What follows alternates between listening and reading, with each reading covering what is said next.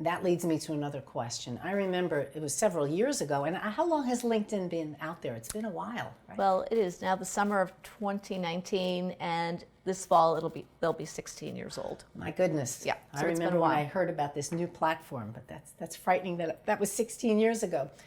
I remember in the beginning all of the endorsements, and then you'd see an endorsement for this, and I'd see all these different people endorsed me for public speaking, and I thought, they don't even know me. And I didn't put a lot of weight on these endorsements.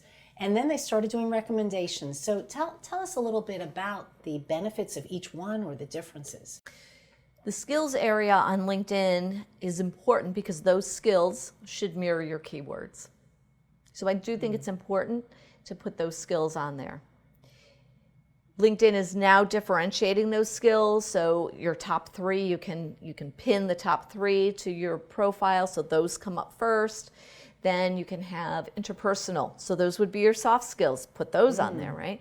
Then your expertise, really the professional knowledge-based skills that you have. And so now there's really categories of these skills, which I think is smart. The endorsements on LinkedIn is actually my least favorite part of LinkedIn. It was very gratuitous feeling for a long time because, I could pop up somebody's profile, look at their profile and say, hey, would you like to endorse Sam for these skills, right? And those could or might not be the skills that Sam actually wants to be known for. LinkedIn's kind of reined it in a little bit. I turn it off for most CEOs or suggest that we turn it off. And why is that?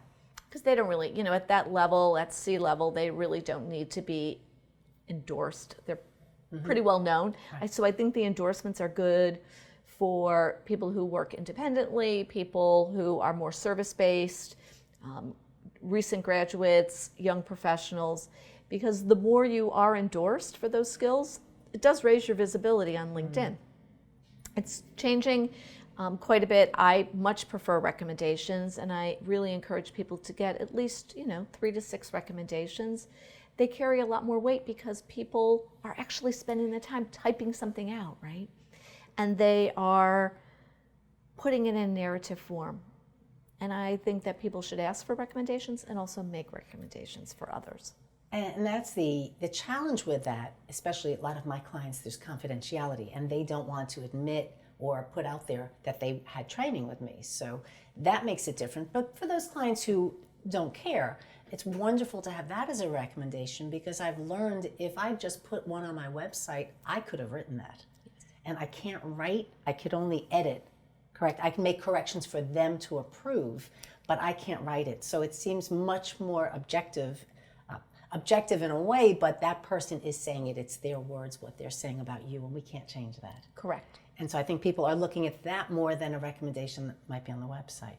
I think so. I think, and that person then shows up and stays on your profile, which is not a bad thing. I think it also, and I certainly understand the confidentiality piece, I also think that it says something really great about that professional who's creating the recommendation, that they take their career and their own personal professional development seriously, that they would work with someone like you.